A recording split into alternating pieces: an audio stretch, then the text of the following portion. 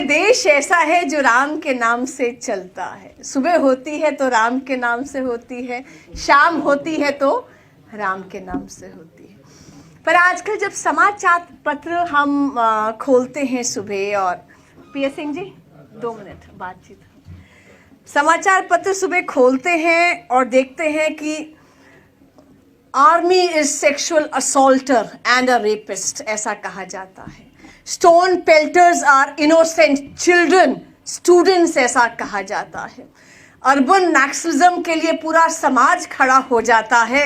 Supreme court भी आधी रात तक बैठता है देखने के लिए कि मर्सी पिटिशन टेररिस्ट की सुनी जाए कि नहीं सुनी जाए। तो वो राम के देश में मन राम राम कह उठता है और कह उठता है कि किस रावण की भुजा उखाड़ूं, किस लंका में आग लगाऊं, जन जन रावण घर घर लंका, इतने राम कहां से। तो जन जन को राम बनाने का कार्यक्रम ये लॉयर्स फॉर नेशन ने, यहाँ रितेश जी और संजीव उनियाल ने बीड़ा उठाया है। मुसीबतें तो बहुत होती हैं, समस्याएं तो बहुत आती हैं। रोज लगता है कि कहीं हम ये लड़ाई हार तो नहीं जाएंगे। सुप्रीम कोर्ट में कहीं इतना डरा धमका दिया जाता है कि एडजर्नमेंट पे एडजर्नमेंट हो जाती है। कहीं कहीं हम रुक तो नहीं जाएंगे, थक तो नहीं जाएंगे। पर मुझे आशा ही नहीं विश्वास है कि समाज का व्यक्ति ना रुकेगा, ना झुकेगा, ना टूटेगा, क्योंकि वो मानता है, उसका ध्येय गान है कि जो पत्थर चोट लगकर टूट जाता है वो कंकड़ हो जाता है, और जो पत्थर उस चोट को सह जाता है वो शंकर हो जाता है। विषय पर आते हुए, हम सब लॉयर्स हैं। कॉन्स्टिट्यूशन तो हमारी नर्सरी राइम की तरह हमें कंठस्थ हो जाता है, और आर्टिकल 1 हम सब के लिए गौरवशाली आर्टिकल है। सभी आर्टिकल्स गौरवशाली हैं, पर आर्टिकल 1 कहता है India that is Bharat. India that is Bharat. यहाँ संजीव जी दैट इज सुमित जी तो नहीं है, पीएस सिंह जी यानी सत्येंद्र जी तो नहीं है। एक व्यक्ति के 2 नाम नहीं होते तो एक देश के 2 नाम कैसे हो सकते हैं? जर्मनी का, जापान का, चाइना का, किसी का, अमेरिका का 2 नाम नहीं है, तो भारत के 2 नाम किस लिए? India that is Bharat. क्योंकि इंडिया तो 1947 में एक नवजात शिशु था। वो जन्मा ही था केवल, उसके दादा, नाना, ताया, चाचा, बुआ, प्रेरणा स्रोत कौन थे? वो भारत था। इंडिया के बेसिक स्ट्रक्चर्स, इंडिया के बेसिक फीचर्स क्या थे, उसके लिए आपको भारत को देखना पड़ेगा। इंडिया बिना भारत के अधूरा है, आप इंडिया को जान ही नहीं सकते। भारत यानी भा और रथ। भा यानी प्रकाश, रथ यानी लगे हुए, जो ज्ञान के प्रकाश में लगे हुए हैं, ऐसे हैं भारत के लोग। और भारत के लोग हैं जो कहते हैं सर्वे भवन्तु सुखिनः, फंडामेंटल राइट टू हैप्पीनेस, सर्वे संतु निरामया, fundamental rights to health. India वहां अब तक नहीं पहुंचा है। फंडामेंटल राइट टू हैप्पीनेस और हेल्थ अब तक नहीं आई है। धीरे धीरे प्रयास कर रहा है आर्टिकल 21 में, right to live with dignity में। भारत कहता है कण कण में भगवान। भारत कहता है तत् त्वम असि, तुम भी वही हो। यानी भारत तो मानवता के धर्म की बात करता है कि जो मैं हूं वो तुम हो, जो तुम हो वो पूरे ब्रह्मांड में विद्यमान है, मुझ में और तुम में कोई अंतर नहीं है। और इस भारत के रोम रोम में जो बसा है, भारत का राष्ट्र पुरुष है, भारत का गौरव है, वो प्रभु राम है। आज जो हम बात कर रहे हैं, हम राम जन्मस्थान की बात कर रहे हैं। राम जन्मस्थान विवादों के घेरे में क्यों? राम जन्मस्थान तो हर भारतीय के लिए, हर हिंदू के लिए आवश्यक होगा वहां जाना। ये कोई ऑर्डिनरी मंदिर नहीं है। हम केवल गली के एक मंदिर की बात नहीं कर रहे हैं, हम राम जन्मस्थान की बात कर रहे हैं। फिर ये विवादों में क्यों? ये विवादों में इसलिए कि 1528 में यहां पर जब बाबर की ओर से मीर बाकी आया, उसने ये राम जन्म स्थान को तोड़ दिया और यहां पर बाबरी मस्जिद बना दी। बाबरी मस्जिद इसने बना दी। आज जो गुलाम देश वापस स्वतंत्र हुआ है, वो कह रहा है मेरा राष्ट्रीय स्मारक है, गौरव है, मुझे ये वापस चाहिए। हमें कहा जा रहा है लगातार आप साक्ष्य दीजिए, आप प्रूव कीजिए राम जन्म स्थान था। मैटर इन इशू केवल और केवल एक लाइन का है। मैटर इन इशू है कि what existed prior, was temple demolished to make a masjid or the masjid was made on a plain land? इतना ही इशू है। मंदिर पहले था कि मस्जिद पहले थी, केवल और केवल इतना ही इशू है। और इसलिए समाज को, सरकार को और सुप्रीम कोर्ट में अपनी लॉयर्स की टीम के लिए हम सभी लोग कहते हैं कि पूजा अर्चना बहुत हो गई, भक्ति हमें बहुत हमने कर ली, अब हमें शक्ति की आवश्यकता है कि विजय पूजा के बदले में जय का सामान मुझे दे दो, विजय पूजा के बदले में जय का सामान मुझे दे दो, वरदान न दो चाहे लेकिन राघव के बाण मुझे दे दो। केसेस कौन से हैं? 4 केसेस फाइल हुए।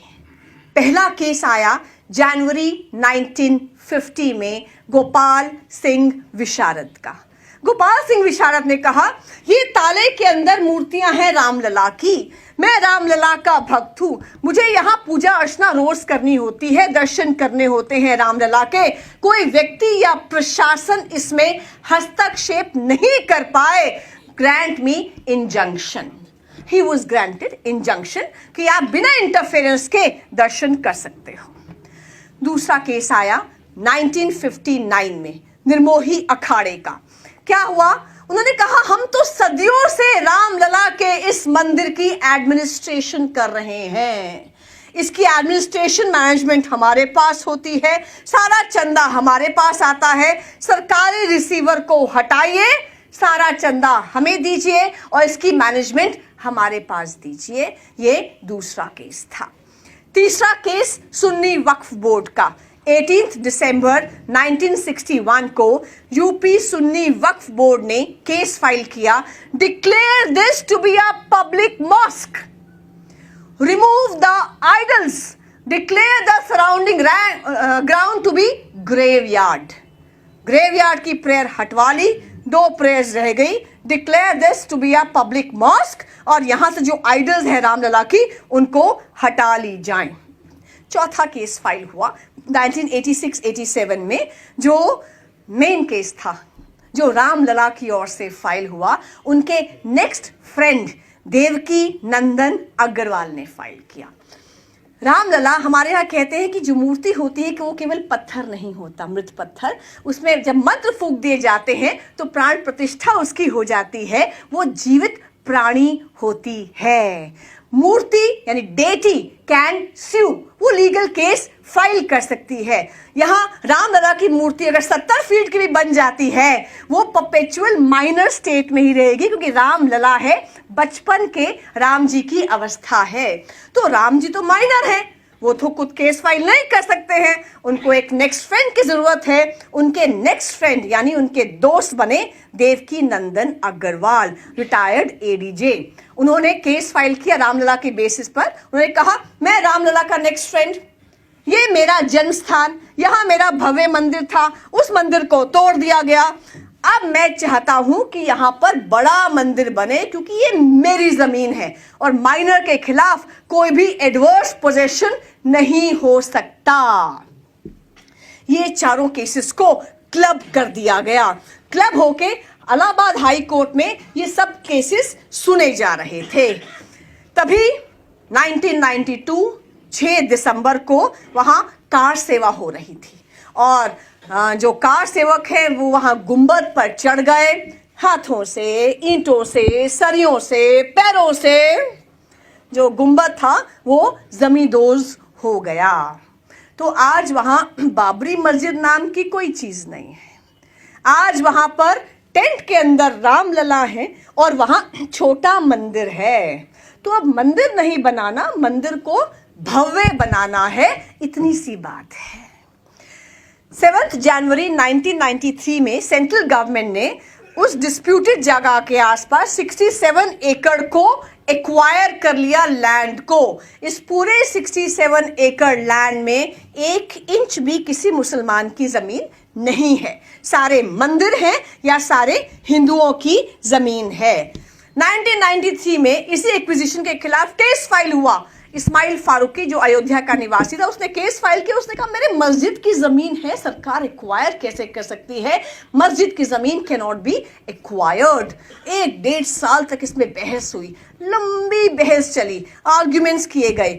अल्टीमेटली कोर्ट ने 3 जजेस बेंच ने 1994 को डिसीजन दिया कि मंदिर, मस्जिद, गुरुद्वारा, they all are at the same level, सभी एक्वायर हो सकते हैं पब्लिक इंटरेस्ट में। साथ में कोर्ट ने एक ऑब्जर्वेशन दी और कहा masjid is not essential to Islam, prayers can be offered anywhere, namaz can be offered anywhere, masjid is not essential to Islam.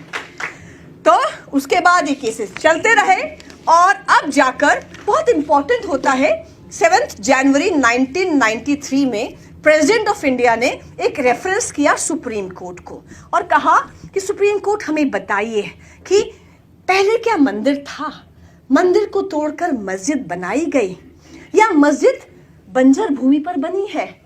तो सुप्रीम कोर्ट ने कहा why do you ask us, क्यों पूछ रहे हो। तो सॉलिसिटर जनरल साहब ने कहा हम इसलिए पूछ रहे हैं, एफिडेविट के ऊपर कहा। सुप्रीम कोर्ट में वो एफिडेविट नरसिम्हा राव गवर्नमेंट का आज भी मौजूद है। सरकार ने कहा कि अगर ये प्रूव हो जाता है कि मंदिर तोड़ के मस्जिद बनी तो ये जमीन हिंदुओं को दे दी जाएगी, और अगर ये ध्यान आता है कि कोई मंदिर नहीं था, सिर्फ बंजर भूमि के ऊपर मस्जिद बनी थी, तो वो मुस्लिम पक्ष को दे दी जाएगी।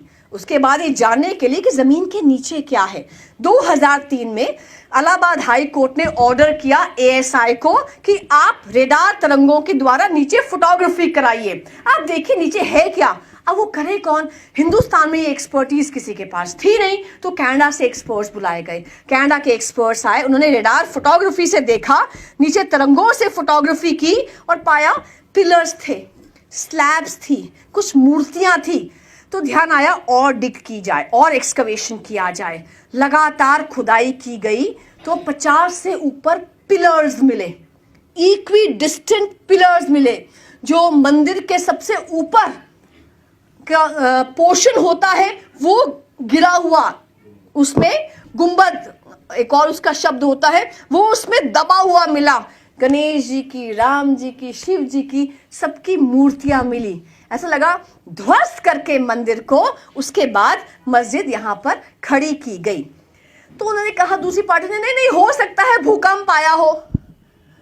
तो हमारे पक्ष ने कहा भूकंप हवा में आता है, जमीन के अंदर से आता है, क्योंकि हवा में भूकंप आएगा तो केवल ऊपर का स्ट्रक्चर, और अगर जमीन के नीचे भूकंप आएगा तो नीचे भी सब कुछ टूटेगा, पर नीचे सब कुछ वैसा का वैसा है। यानी कोई आया आक्रांता, उसने मंदिर को समाप्त किया, ध्वस्त किया, और वहीं उसके बाद वहां पर मस्जिद बना दी। इन सब साक्ष्यों के बेसिस में हजारों विटनेसेस हैं, हजारों प्रूफ्स हैं, डॉक्यूमेंट्स हैं, एएसआई की एक्सकवेशंस हैं जो 2 वॉल्यूम्स में हैं, एक में फोटोग्राफ्स हैं, एक में सारे टेक्स्ट हैं। इन सब के बेसिस पे 3 जजेस बेंच ने इलाहाबाद हाई कोर्ट की जजमेंट दी 30 सितंबर 2010 को। जजमेंट कहती है Hindu temple was demolished to make masjid. दूसरा कहा masjid was made against the tenets of इस्लाम।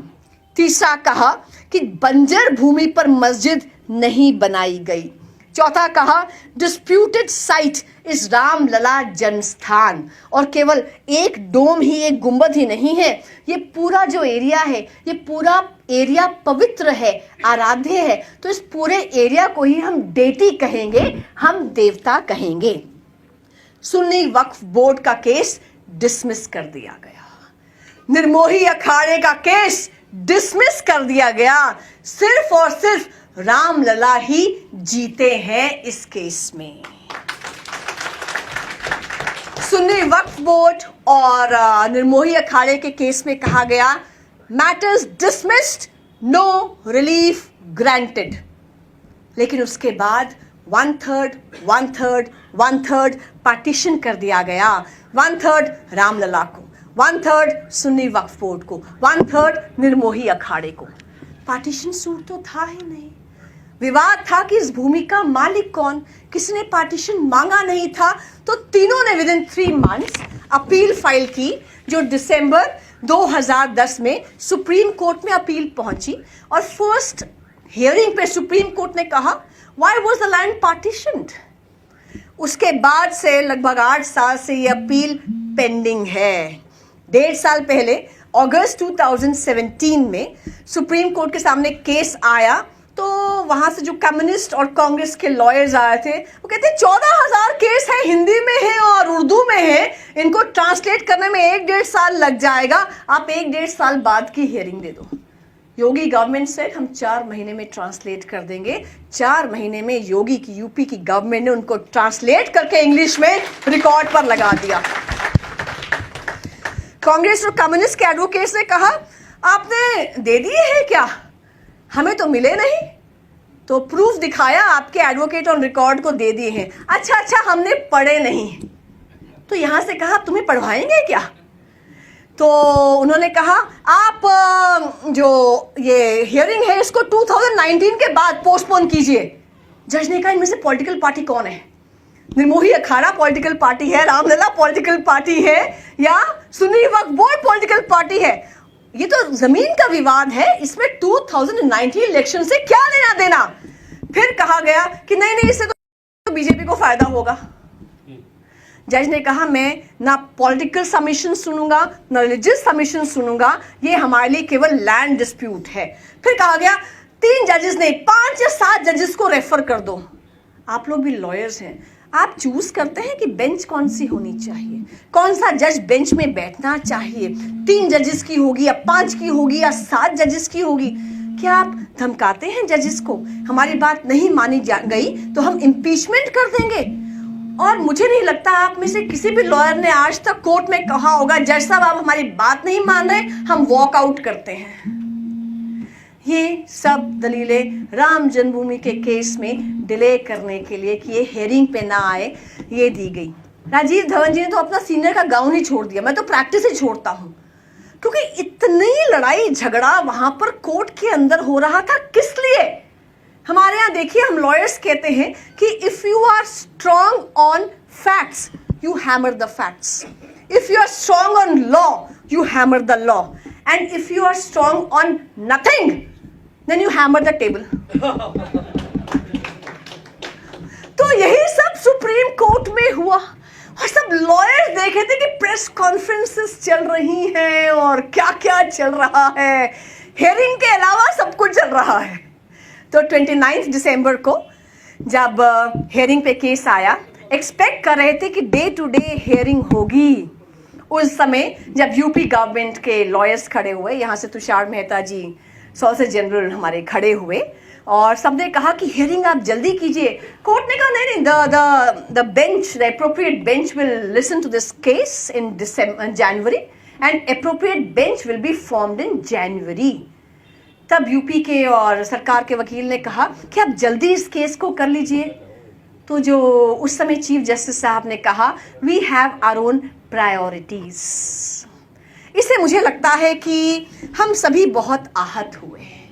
आहत इसलिए हुए कि प्रायोरिटी 8 साल से केस पेंडिंग है, 70 साल से ये केस जब शुरू हुआ था तब से पेंडिंग है। तो जस्टिस को तो जल्दी देना होता है ना। हमारे पास Sabarimala can be our priority, adultery can be our priority, 377 can be our priority, Zakia Zafri can be our priority, Rafael can be our priority. Why Ram Mandir is not the priority? ये एक एक व्यक्ति, एक एक lawyer supreme court से पूछ रहा है।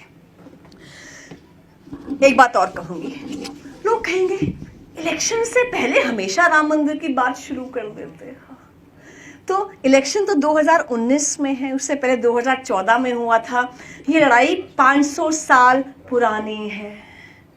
500 साल गुरु नानक साहब ने कहा था जब बाबर आया था कि ये पापों की बारात लेकर बाबर आ रहा है, हिंदुस्तान बच के रहो, अपनी संस्कृति को बचा लो, ये पापों की बारात लेकर बाबर आ रहा है। कितने ही हिंदुओं ने, सिखों ने जान दी है राम जन्मभूमि के लिए, 76 युद्ध हो चुके हैं इसके लिए, और पहली बार ढांचा नहीं टूटा।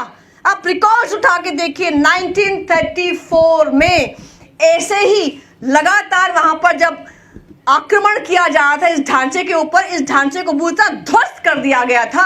ब्रिटिश गवर्नमेंट ने वहां अयोध्या के हिंदुओं पर पेनल्टी लगाई थी 84,000 रुपीस की 1934 में, कि आप पेनल्टी दो, उससे हम इसको रिपेयर कराएंगे। तो द मुगल्स, द मुस्लिम पक्ष never had uninterrupted continuous peaceful possession over this property. एक बात मैं और कहूंगी, बात आती है मीडिएशन कर लो, बातचीत कर लो। आप में से प्लीज हाथ उठा के बताइए कि कौन वो लॉयर है जो जीत चुका है, वो हारी हुई पार्टी के साथ मीडिएशन करेगा। जब लिखा है case dismissed, no relief can be granted, mediation क्यों करेंगे? किस भाईचारा क्या होता है? कहा जाता है मंदिर मस्जिद की बात, फिर मंदिर मस्जिद की बात नहीं है। 20 लाख मंदिर हिंदुस्तान में है, एक नहीं भी बना क्या फर्क पड़ जाएगा। पर हम मंदिर के लिए बात नहीं करें, हम जन्मस्थान की बात करें। जन्मस्थान तो एक ही होता है ना, काबा तो एक ही होता है, मक्का मदीना तो एक ही होता है, ऐसे जन्मस्थान एक ही होता है। तो जहां मुस्लिम पक्ष लड़ रहा है प्रॉपर्टी के लिए, this property can be anywhere, वहां हम लड़ रहे हैं जन्मस्थान के लिए, जो वहीं हो सकता है, दुनिया में और कहीं नहीं हो सकता। अब सॉल्यूशन की अगर बात करते हैं, 3-4 बातें हैं। पहला, हिंदू हो या मुस्लिम, कोई भी उस आतंकी, लुटेरे, आक्रता, हमलावर बाबर से आइडेंटिफाई नहीं करता है, पहली बात।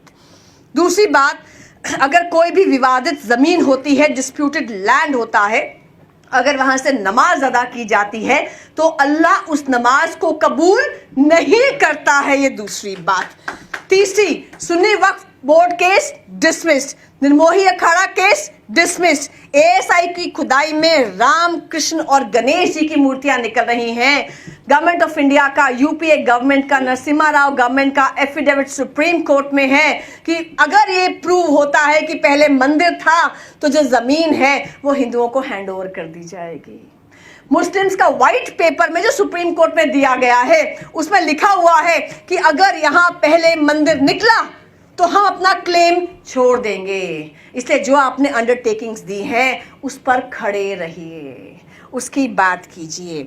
और शिया वक्फ बोर्ड कह रहा है बाबरी मस्जिद कैन बी एनीवेयर, हम इसको लखनऊ ले जाएंगे, हम इसको कहीं और ले जाएंगे, हम कहीं और कर लेंगे इस चीज को। इसलिए कोई कारण नहीं है इस झगड़े का। मुझे लगता है कि जो मेन झगड़े का कारण है वो जो कम्युनिस्ट हिस्टोरियंस हैं, जो चाहते हैं कि यहाँ शांति कभी ना रहे, यहाँ हिंदू मुस्लिम के नाम पर, यहाँ ब्राह्मण दलित के नाम पर, यहाँ पर आर्य द्रविड़ के नाम पर लोग लड़ते रहें। असली कारण वो कम्युनिस्ट हिस्टोरियंस हैं। और 3 बात कह के अपनी बात समाप्त करती हूँ। लोग कहते हैं ऑर्डिनेंस ले आइए। ऑर्डिनेंस आर्टिकल 1, 2, 3 कॉन्स्टिट्यूशन का कहता है कि if the president is satisfied that an urgent emergent issue exists, then we cannot wait till the next session of parliament, तो हम कानून बना सकते हैं, ऑर्डिनेंस ला सकते हैं। वो अगले सत्र के सामने रखना होता है, उसको मेजॉरिटी से पास कराना होता है। ऐसी कोई इमरजेंसी अभी दिखती नहीं है। दूसरा, private members bill, it can be an option in front of the government. Private members bill या सरकार बिल ला सकती है। प्राइवेट मेंबर बिल होता है कि एक एमपी जो मिनिस्टर नहीं है वो कहता है कि मैं ये बिल ला रहा हूं, इसके एम्स और ऑब्जेक्टिव्स ये हैं, मैं इस कारण से लाना चाहता हूं, मैं आपके सामने रख रहा हूं, उस पर बहस होगी। तो पूरा भारतवर्ष देखेगा किस पार्टी का, किस व्यक्ति का बिल के ऊपर, राम मंदिर पर क्या क्या स्टैंड है। फिर किसी को अपने कोट के ऊपर जनेऊ पहन के शिव भक्ति की बात नहीं करनी पड़ेगी। और तीसरा, हम सब मिलकर आह्वान करेंगे, हम रिक्वेस्ट करेंगे justice delayed is justice denied कि सुप्रीम कोर्ट राम मंदिर के जो इशू है उस पर जल्दी बेंच को गठित करें, रीओपनिंग पर जनवरी में करे और डे टू डे हियरिंग पर इसको लगा दे और जो एविडेंसेस अवेलेबल है उनके बेसिस पर सुन ले। तो ये रिक्वेस्ट सुप्रीम कोर्ट से है early hearing of the case के लिए। ये रिक्वेस्ट सरकार से है कि बिल लेकर आए, let every person every party make it stand clear on Ram mandir bill. और ये आह्वान आप सब लॉयर्स से हैं, क्योंकि स्वाधीनता संग्राम हो या राम जन्मभूमि का आंदोलन या कोई भी आंदोलन, आप लोग हमेशा आपने नेतृत्व किया है समाज का, हमेशा आप लोग आगे रहे हैं। आपने अगर लाठी भी खाई है तो सामने खाई है, पीठ पर नहीं खाई है। तो ये रिक्वेस्ट है, आप लोगों से भी आह्वान करते हैं कि जितनी जागृति इसके बारे में ला सके उतना लाएं। It is not a political issue for it's a matter of faith for one and for all. Somnath मंदिर 1947 में भारत आजाद हुआ था कि मुंशी जी उस समय वहां गए सोमनाथ मंदिर में और देखा कितना बुरा हाल है उसका, तो उन्होंने आकर कहा होम मिनिस्टर सरदार पटेल जी से इसका जीर्णोद्धार करना है। गजनी ने और मुगलों ने तबाह कर दिया है सोमनाथ का मंदिर, तो वहां से मस्जिद को हटा दिया गया, कहीं और एक भव्य मस्जिद के लिए जगह दे दी गई। सोमनाथ मंदिर का जीर्णोद्धार देश की सरकार ने किया और तब और अब में बहुत अंतर नहीं है। उस समय नेहरू जी ने राजेंद्र प्रसाद जी को कहा, आप तो प्रेसिडेंट ऑफ इंडिया हैं, लेटर्स मौजूद हैं पब्लिक डोमेन में, आप देख सकते हैं, आप प्रेसिडेंट ऑफ इंडिया हैं, ये हिंदुओं के मंदिर का जीर्णोद्धार आप मत जाइए। तो उन्होंने वापस रिप्लाई दिया लेटर से राजेंद्र प्रसाद जी ने, if president of India can not go to a place which is an issue of revival of the country, तो मैं प्रेसिडेंट ऑफ इंडिया से रिजाइन करने को तैयार हूं, मैं तो जाऊंगा। तो जिस प्रकार से राम सेतु बन रहा था, यहां तो राम सेतु और राम को ही मिथ्या कह दिया जाता है एफिडेविट में सुप्रीम कोर्ट में। तो जब राम सेतु बन रहा था, नल नील हनुमान स्वयं श्री राम मौजूद थे, वहां एक छोटी सी गिलहरी पानी में डुबकी लगाती, रेत पर आती, लोगों ने कहा पगला गई हो, क्या कर रही हो? उस गिलहरी ने कहा यहाँ तो बड़े बड़े योद्धा मौजूद हैं, मैं तो अपना राम सेतु के लिए गिलहरी प्रयास कर रही हूँ। तो आप सब लॉयर्स का राम मंदिर के बनने के लिए ये एक गिलहरी प्रयास है। मैं आप सबका साधुवाद करती हूँ।